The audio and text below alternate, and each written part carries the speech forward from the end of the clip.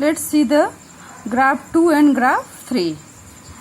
In graph 2, share of sectors in GDP in percentage, and in graph 3, share of sectors in employment in percentage. Where are most of the people employed? Graph 2 present the percentage share of 3 sections in GDP. Now you can directly see the changing importance of sectors over the 40 years. A remarkable fact about India is that while there has been a change in share of 3 sectors in GDP, a similar shift has not taken place in employment. Graph 3 show the share of employment in the 3 sectors in 1972, 73 and 2011 and 12. The primary sectors continue to be largest employer even now. GDP का अगर हम percentage देखें इन sectors में, तो इसमें भी आप percentage आप देखते हैं तो देखते हैं सबसे ज़्यादा परसेंटेज जीडीपी में किसका है? टर्सरी सेक्टर्स का ही सबसे ज़्यादा परसेंटेज है, सेकेंडरी सेक्टर्स का और ये प्राइमरी सेक्टर का परसेंटेज है।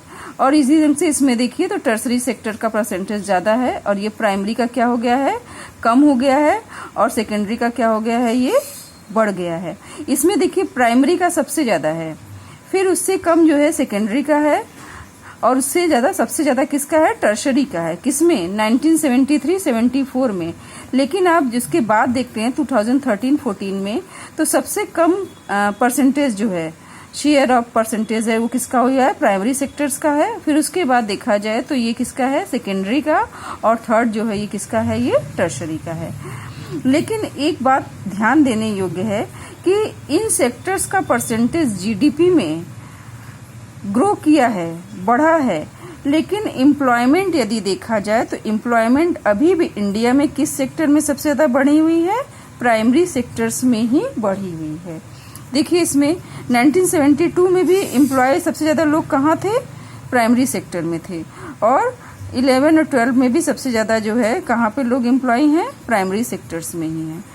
इतना ज़्यादा प्रोडक्शन और परसेंटेज दोनों सेक्टर्स का बढ़ने के बावजूद भी एम्प्लॉयमेंट इंडिया को कौन दे रहा है? प्राइमरी सेक्टर ही दे रहा है। यानी अधिकांशतः लोग एग्रीकल्चर जैसे कामों में ही लगे हुए हैं, वो लोग उद्योग या सर्विस में अभी कम लगे हुए हैं। तो देखो इतना योगदान देने के बावजूद भी ये एम्प्लॉयमेंट देने में सक्षम नहीं है।